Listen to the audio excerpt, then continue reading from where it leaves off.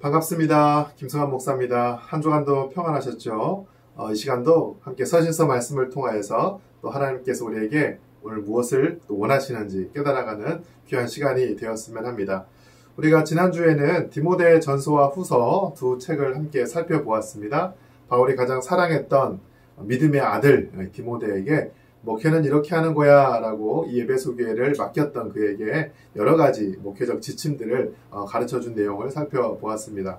디모데 전서 같은 경우는 이제 막 에베소 교회 부임한 초창기 젊은 사역자를 향한 이야기였다면 디모데 후서는 바울의 마지막 유언과 같은 책이었죠. 자신의 아들 이 디모데에게 겨울이 오기 전에 빨리 와라. 그러면서 믿음의 선한 싸움을 싸워라. 자신이 떠나갈 시각이 가까이 왔음을 이야기하면서 유언과 같은 책을 남겼습니다. 우리가 이 두 책을 통하여서 사역을 감당하는 게 이런 거구나. 또 목회자의 또 성직자의 길이 이런 거구나. 이해할 수 있었던 시간이었던 것 같아요. 오늘은 우리 세 권의 책을 함께 보려고 합니다. 빌레몬서, 또 디도서, 그 다음에 히브리서까지입니다. 앞으로 한 3주 정도 더 남아있거든요. 이게 오늘까지 해서 이제 바울 서신은 다 끝이 나요.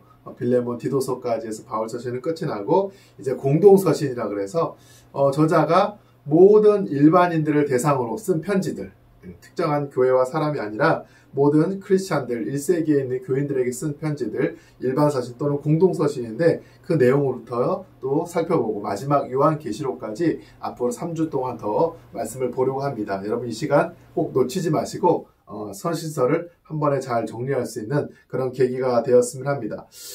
책이 많으니까 빨리빨리 진행을 하도록 하겠습니다. 먼저 빌레몬서입니다. 네, 우리가 이 책에 대해서 아마 여러분 설교를 통해서 많이 들었을 것 같아요. 이 바울의 서신 중에 가장 짧은 책이에요. 딱 한 장밖에 되지 않은 책입니다. 빌레몬은 누구일까요? 아마 빌레몬서를 읽어보신 분은 아시겠지만 지금 바울이 감옥에서 쓴 편지입니다. 옥중서신이죠. 마지막 책인데 이 빌레몬에게 자신이 지금 감옥에 함께 갇히고 있던 이 오네시모라는 그 종을 위해서 지금 편지를 쓰는 거예요. 우리가 정확한 연유는 알 수는 없지만 이 종이었던 이 오네시모가 어떤 이유 때문인지 몰라도 주인의 집에서 멀리 도망친 것 같습니다. 뭐 돈을 훔쳤든지 어떤 잘못을 했든지 아무튼 여러 재산상의 이유에 어떤 손해를 끼치고 이 빌레몬 집으로 도망쳐서 이제 감옥에 잡히게 된 거죠. 근데 뜻밖에도 바울과 함께 한 감옥에 있었던 것 같아요. 그래서 바울이 그에게 열심히 복음도 전하고 특별히 그가 예수를 믿는 믿음이 생기게 되자 바울이 이제 그를 자신의 아들로 또 믿음의 좋은 동역자 일꾼으로 삼은 것을 보게 돼요. 그러면서 디모데에게 편지를 쓰는 거예요. 빌레몬에게 편지를 쓰는 거죠. 빌레몬아, 이 오네시모를 좀 용서해라. 그가 너에게 빚진 거 있었는데 내가 대신 갚을게. 너 나한테도 빚진 거 있지? 그러면서 마치 이 물질적인 빚을 복음의 빛으로 대신 갚아버리는 이 바울의 모습을 보게 됩니다. 저는 이 책을 읽다가 한 영혼을 위해서 이렇게 마음을 쓰는 바울의 모습에 굉장한 감동을 받았습니다. 지금 그가 감옥에 있잖아요. 죽음을 앞두고 있는 그런 상황일 수도 있는데 위기의 순간에서도 한 영혼을 구원하고자 하는 그의 열심과 열정을 확인할 수 있었던 것 같아요. 이 오네시모에 대해서 어디에 또 등장하냐면 재밌게도요. 골로새서 4장 9절을 보면 이 오네시모에 대한 이야기가 나와요. 이 골로새서 4장 9절 이 말씀이 이 빌레몬서와 골로새서를 좀 연결시켜주는 하나의 실마리를 제공합니다. 4장 9절 말씀 읽어볼까요? 신실하고 사랑을 받는 형제 오네시모를 함께 보내노니 그는 너희에게서 온 사람이라 그들이 여기 일을 다 너희에게 알려주리라. 우리가 지난번에 살펴보았던 골로새서인데 역시 옥중서신이잖아요. 지금 북이고를 이 골로새 교회에 보내는 거예요. 바울이 세우지 않았던 교회, 특별히 바울의 제자들이 담당하지 않았던 이 골로새 교회에 편지를 쓰면서 그 편지를 전달하는 사람 중에 이 오네시모를 함께 보내겠다. 그러면서 그가 너희에게서 왔다라고 되어 있어요. 다시 말하면 이 오네시모가 어디 출신이다? 골로새 지역 출신이다. 그렇게 유추를 해볼 수 있겠죠. 이 오네시모가 골로새 지역의 출신이라면 당연히 빌레몬도 골로새 출신이고 그가 지금 골로새에서 살아가고 있다라는 것을 우리가 유추할 수 있을 것 같아요. 재밌게도 이 빌레몬서 1장 2절에 가보면요. 내 집에 있는 교회에 편지하노니 이렇게 되어 있습니다. 이 빌레몬이 바울의 편지를 지금 받았는데 빌레몬 집, 다시 말해 골로새 지역에 있는 이 빌레몬의 집이 바로 골로새 교회였다라는 사실이에요. 흥미롭죠? 바로 그래서 이 빌레몬이 골로새 교회를 맡았던 목회자였구나, 목회자 또는 아니면 아주 중요한 인물이었다는 것을 알 수 있습니다. 그렇죠? 이 빌레몬에게 이 오네시모를 부탁할 때 그냥 부탁한 게 아니라 그가 그 부탁을 받을 만한 사람이었기 때문에 부탁하는 것을 알 수 있습니다. 이 책의 구절을 좀 보도록 하겠습니다. 한 장밖에 되지 않은 짧은 책이라서 특별히 할 건 없는데 전반부 1절에서 7절까지 읽어보시면 아시겠지만 이 빌레몬에 대해서 굉장히 많은 칭찬을 하고 있어요. 정말 많은 칭찬을 합니다. 그가 믿음에 좋은 사람이라는 것들을 확인해 볼 수 있습니다. 제가 말씀 한번 읽어볼까요? 1장 4절에 내가 항상 내 하나님께 감사하고 기도할 때 너를 말함은 주 예수와 및 모든 성도에 대한 내 사랑과 믿음이 있음을 들음이니 이렇게 되어 있죠. 형제여 성도들의 마음이 너로 말미암아 평안함을 얻었으니 내가 너의 사랑으로 많은 기쁨과 위로를 받았노라. 이 빌레몬이 골로새 교회를 섬길 때 굉장히 잘했던 것 같아요. 믿음도 좋았고 많은 형제들에게 사랑을 베풀고 또 이를 통하여서 이 교회가 평안함을 누렸다라고 되어 있습니다. 그러면서 이 빌레몬을 굉장히 칭찬을 하고 있죠. 그리고 나서 8절부터 14절까지는 이 오네시모에 대한 이야기를 쭉 하는 거예요. 오네시모, 내가 이제 이 친구를 함께 만났는데 지금 나에게 갇힌 중에 낳은 아들이 되었다. 이런 표현을 합니다. 그러면서 그가 회심을 했다. 내가 그래서 이를 나를 위해서 좀 일꾼으로 쓰기를 원한다. 하지만 네가 허락을 해줬으면 좋겠다. 그런 내용이 나오죠. 그러면서 이 오네시모에 대한 바울의 추천과 또 문안에 대한 이야기가 이어지는 것을 보게 됩니다. 길진 않기 때문에 바로 주요 구절을 볼게요. 2절로 가보시면 자매 아비아와 우리와 함께 형사된 아키포와 내 집에 있는 교회에 편지하노니 앞서 말씀드린 대로 이 빌레몬의 집 그 자체가 바로 골로새 교회였다는 것을 알 수 있겠죠. 또 지금 오네시모가 같이 바울과 감옥에 있어요. 이 오네시모를 뭐라고 표현하냐면 갇힌 중에 낳은 아들이다. 앞서 제가 말씀을 드렸던 적이 있어요. 바울이 아들이라고 말했던 3명의 사람이 있다. 디모데와 디도, 그다음 바로 이 오네시모까지. 이 굉장히 친밀하고 또 가까이에서 말씀을 전하고 배웠던 바로 그런 동역자들을 아들이라고 표현을 했는데 오네시모를 바로 그 반열까지 올려놓는 것을 보게 됩니다. 그러면서 자신을 위해서 이 오네시모를 좀 사용하겠다. 그렇지만 당시 이제 그 로마의 그 제국의 구조를 보면 인구의 30-40%가 노예였어요. 종이었거든요. 여기저기 식민지를 확장하고 전쟁에서 이기다 보니까 많은 노예들을 데리고 와서 굉장히 많은 노예들이 그 사회에 중요한 어떤 기반으로 자리 잡고 있는 것을 보게 됩니다. 황제라고 할지라도요. 이 노예의 소유권을 가지고 있는 주인에게 허락을 구하지 않고 이 노예를 벌하거나 어떻게 활용할 수 없었어요. 바울도 마찬가지죠. 이 오네시모를 복음의 사람으로 같이 동역자로 세우고 싶은데 바로 이 빌레몬의 허락이 있어야 되기 때문에 바로 부탁을 지금 하고 있는 것입니다. 그러면서 이렇게 말하죠. 18절에 보니까 그가 만일 내게 불의하였거나 내게 빚진 것이 있으면 그것을 내 앞으로 계산하라. 그렇죠. 오네시모가 지금 어떤 이유인지 정확히 알 수는 없지만 빌레몬에게 재산상의 어떤 불이익을 끼쳤던 것 같아요. 하지만 바울이 그거 내가 갚을게. 그렇게 지금 나왔죠.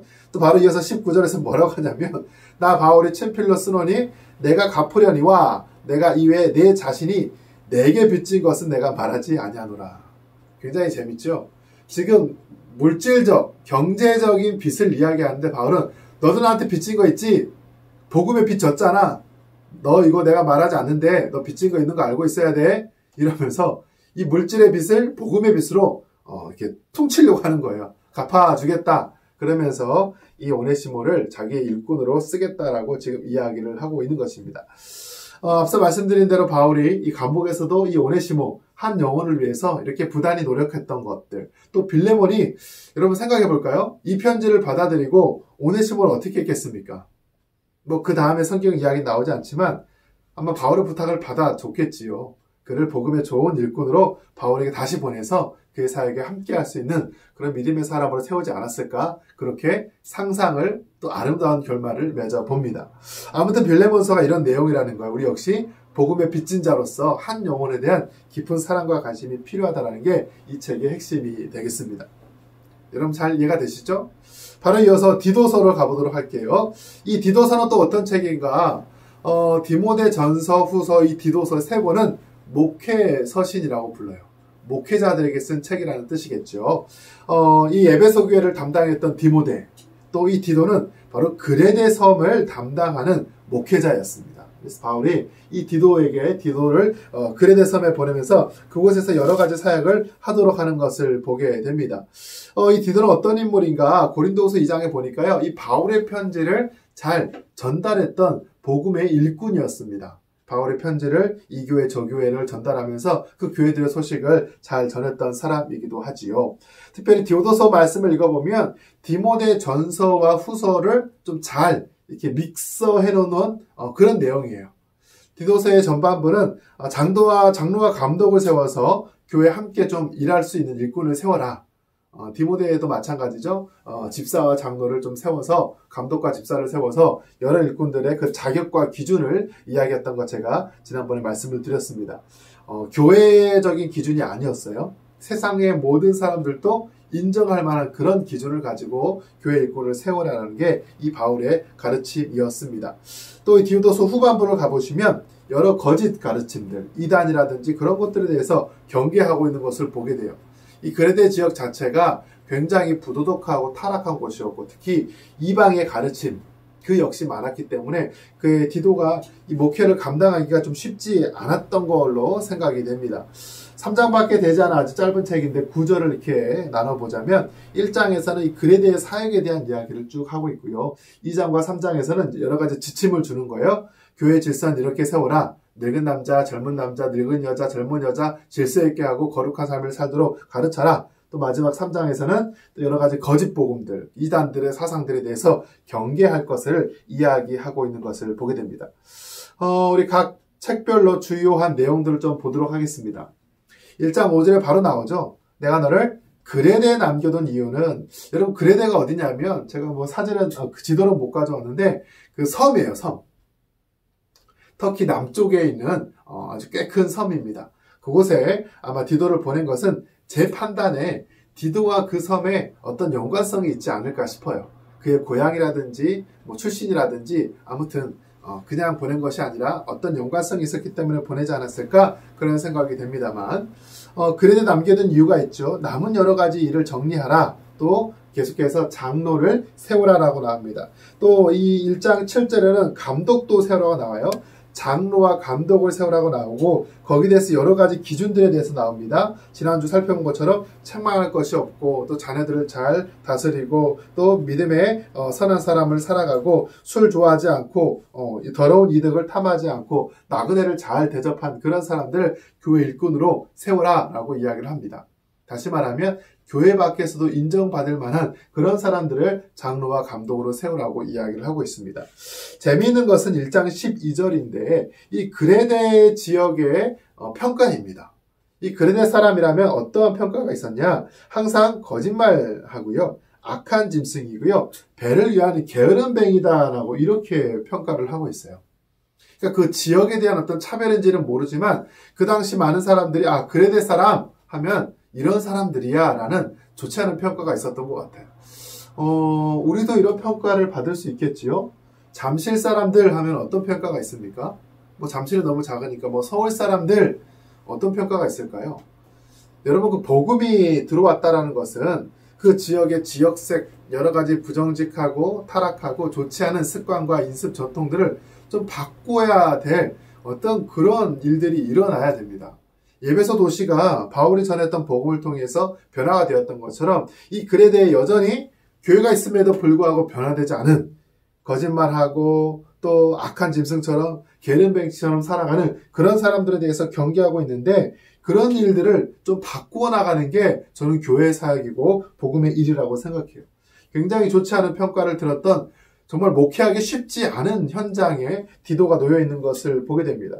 여기는 쓰지 않았지만 1장 14절에 보면은 거기에는 여러 가지 유대인들의 허탄한 이야기, 또 진리를 배반하는 많은 사람들이 함께 하고 있는 것을 보게 되죠. 또 16절에 보면 하나님을 믿는다고 말은 시인을 하는데 행위로는 부인하는 사람들이 있었다라는 거예요.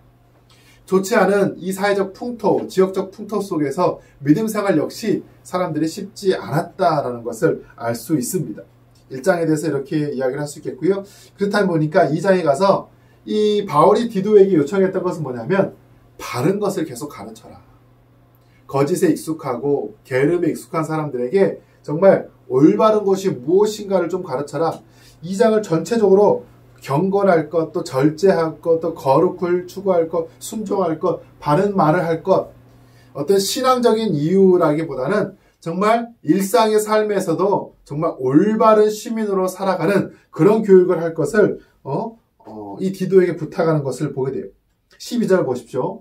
우리를 양육하시되 경건하지 않는 것과 이 세상 정욕을 다 버리고 신중함과 의로움과 경건함으로 이 세상을 살고 세상의 것들, 그 정욕들을 버리라고 이야기를 하고 있는 거예요. 왜 이런 이야기를 했을까요? 이 디도에 있는 교인들이, 교회에 나오는 사람들이 그런 삶을 살지 않았다라는 반증이겠죠. 하나님을 믿고 예수를 믿는다고 하면서 여전히 욕심부리고 욕망에 따라 살아가는 그런 사람들에 대해서 올바른 것을 계속해서 가르쳐라 라고 바울이 이야기를 합니다. 3장으로 가보면 그 외에도 더 큰 어려움들이 있어요. 무엇이냐면 이단들과 거짓된 가르침이 그 그레네 지역에 많이 있었던 걸 보게 됩니다. 어리석은 변론, 철학적인 논쟁이겠죠. 또 족보 이야기, 또 분쟁과 율법에 대한 이야기, 이런 것들, 특별히 10절에 이단들까지 있었다. 우리가 이단에 대해서 나중에 이제 유다서라든지 요한 1, 2, 3서 가서 더 자세히 다루겠습니다만 1세기 당시에도 많은 이단들이 있었어요. 왜 이단들이 있을까? 진짜가 있기 때문에 가짜가 있는 거겠죠. 그 진짜를 따라가고 싶으니까 자기가 진짜가 아닌데 진짜처럼 행세하려고 하는 그런 많은 어리석은 사람들이 있었던 것 같아요.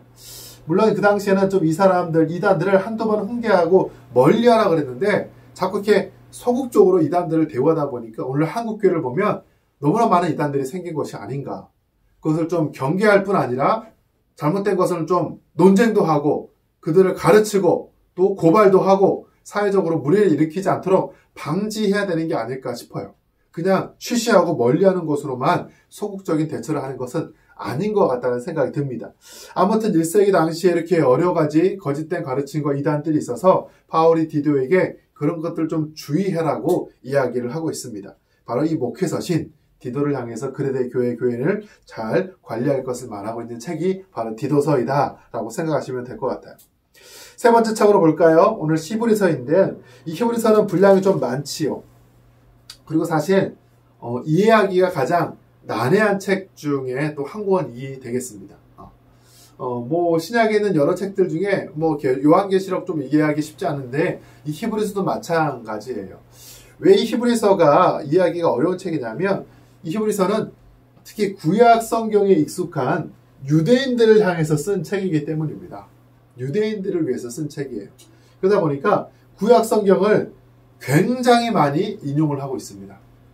이 히브리서를 읽었던 유대인들은 이게 이런 내용이구나 다 이해를 할 수 있었어요. 하지만 우리가 그 문화와 어떤 전통에 익숙하지 않다 보니까 우리에게 조금 낯선 책이 아닌가라는 생각이 듭니다. 구약을 잘 알고 있었던 초대교회 그리스도인이 저자가 아닐까라고 추측을 합니다. 아직 저자가 누구인지 밝혀진 책은 아니에요. 하지만 구약에 익숙한 또 복음을 받아들인 그리스도인 중에 한 명이겠다라는 생각이 듭니다. 이 책이 언제 기록되었을까? 마지막 13장에 보면요. 디모데가 언급이 되어 있습니다. 디모데. 그래서 디모데가 살아있을 때 기록된 책이겠다.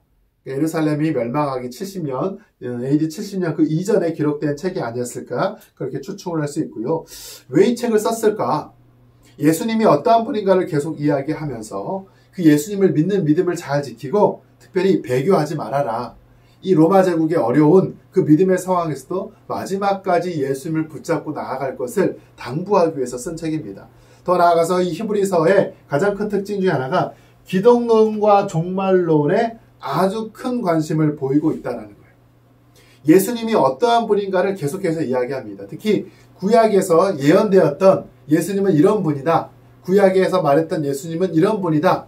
그 신약의 관점으로 구약을 다시 재해석하고 풀이하는 과정이 이 히브리서에 잘 나타나 있는 것을 보게 됩니다. 히브리서에 나와 있는 중요한 내용이 무엇일까?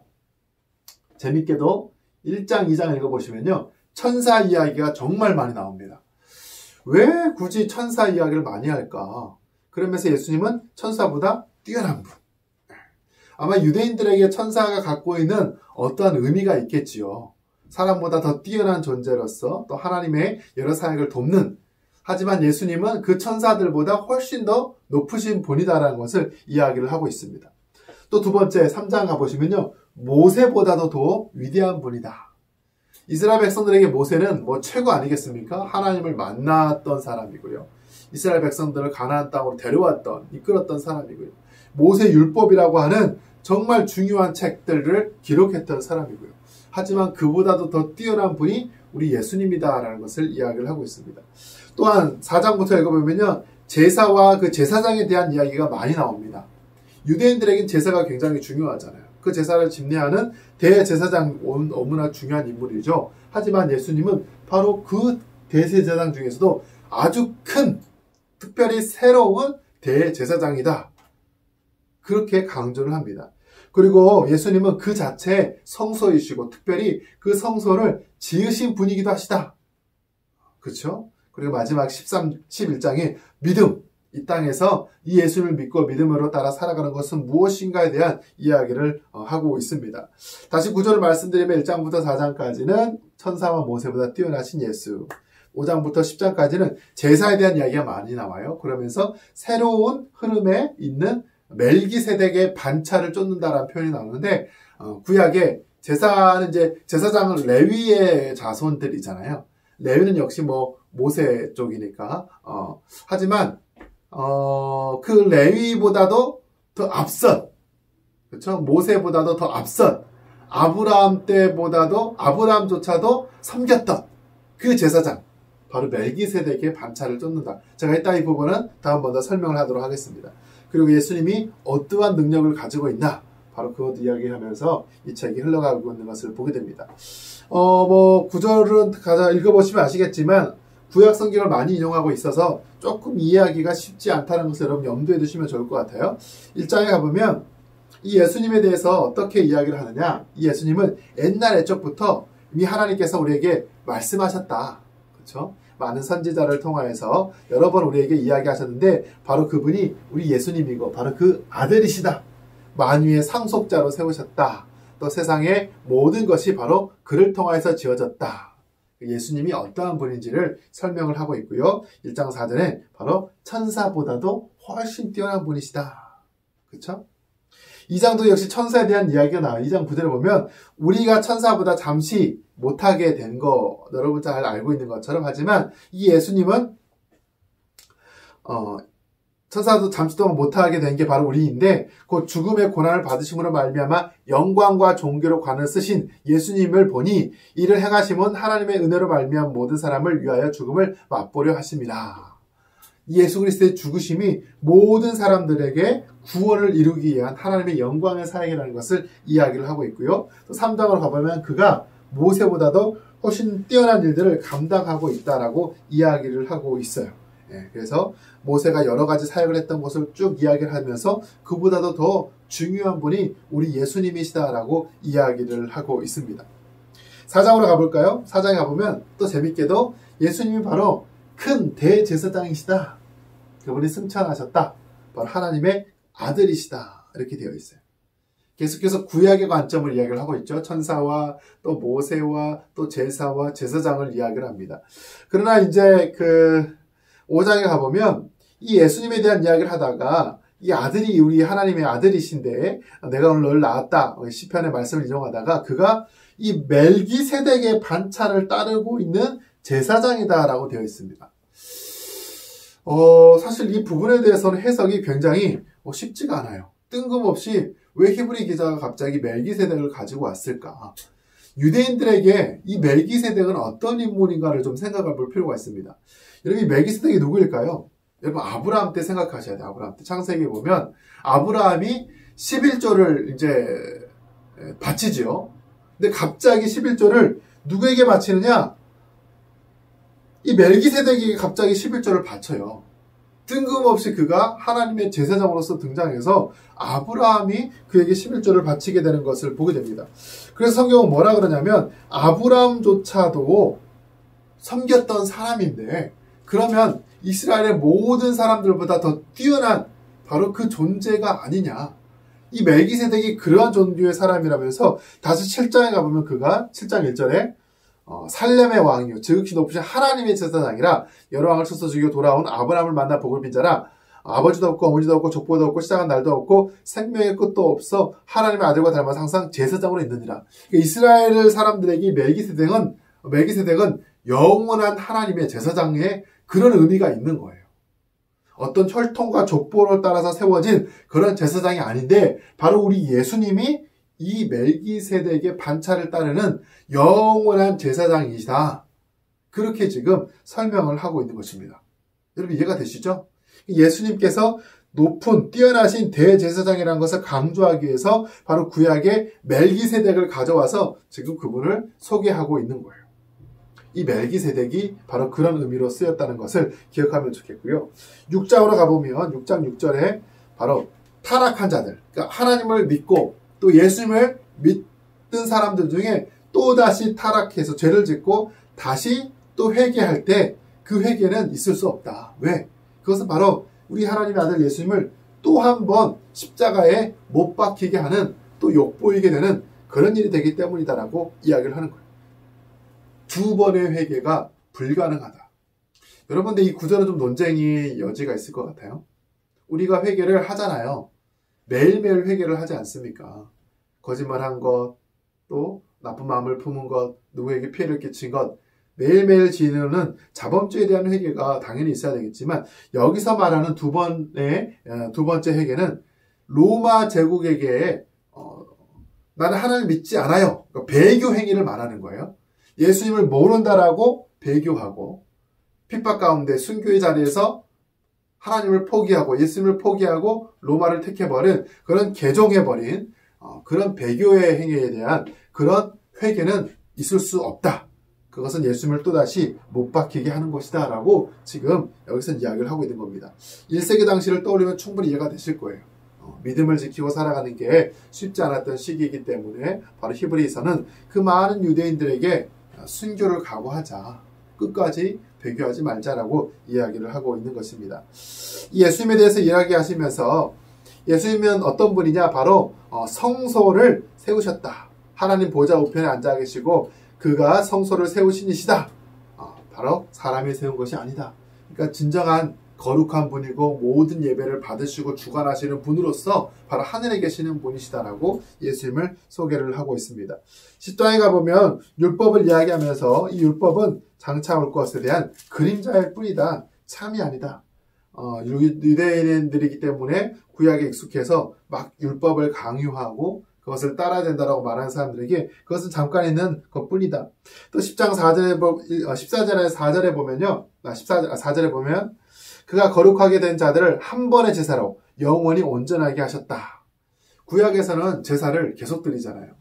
죄를 지을 때마다 번제, 소제, 화목제, 속죄제, 속건제 여러 가지로 제사를 드리는데 우리 예수님을 통한 제사는 그렇게 반복할 필요가 없다는 거예요. 10장 4절도 이는 황소와 염소의 피가 능히 죄를 없이 하지 못함이라.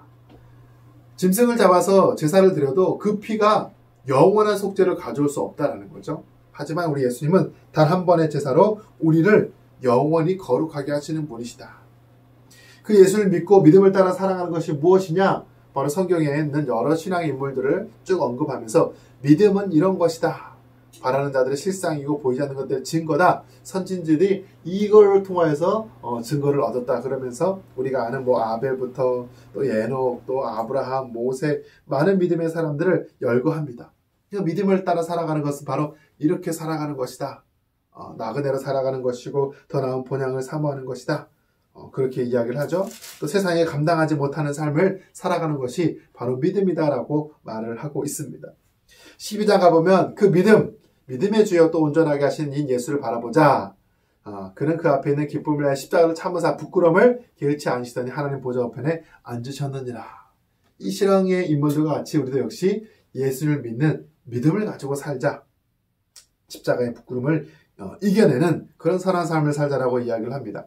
마지막 13장 가보면요. 하나님이 기뻐하시는 제사가 무엇일까? 선을 향하는 것, 서로 나누어 주는 것. 짐승을 잡아 드리는 제사가 아니라 바로 긍휼과 또 거룩한 삶을 살아가는 그런 사랑의 삶이 하나님이 원하시는 제사다라고 이야기를 하면서 그런 구약적인 관점의 내용들을 바로 예수님과 신약의 내용으로 이렇게 재해석하는 것을 보게 됩니다. 마지막 23절에서는 디모데에 대한 언급 나와요. 제가 예전에 한번 이야기한 적이 있었죠. 디모데가 감옥에 있다가 지금 노임을 당했다. 그가 오면 내가 함께 가겠다. 그래서 초대교회를 이끌었던 주요한 인물 중에 바로 이 디모데가 있다는 것을 여러분 기억하시면 좋겠습니다. 오늘 제가 빌레몬서와 디도서, 그다음에 또 히브리서를 잘 정리를 했습니다. 짧은 시간에 이 책을 소개했지만 여러분 한 번씩 읽어보시고요. 또 이 내용을 잘 숙지하면 좋겠습니다. 다음 주는 원래 야고보서를 가야 되는데 이게 한 권의 책이라 야고보서 대신에 베드로 전후서를 먼저 가겠습니다. 베드로 전후서를 먼저 하고 그 다음에 야고보서하고 유다서, 요한 1, 2, 3서를 그렇게 묶어서 진행하면 좋을 것 같아요. 여러분 한 주 동안도 또 열심히 말씀을 읽으시고요. 우리 또 한 주 뒤에 만나도록 하겠습니다. 감사합니다.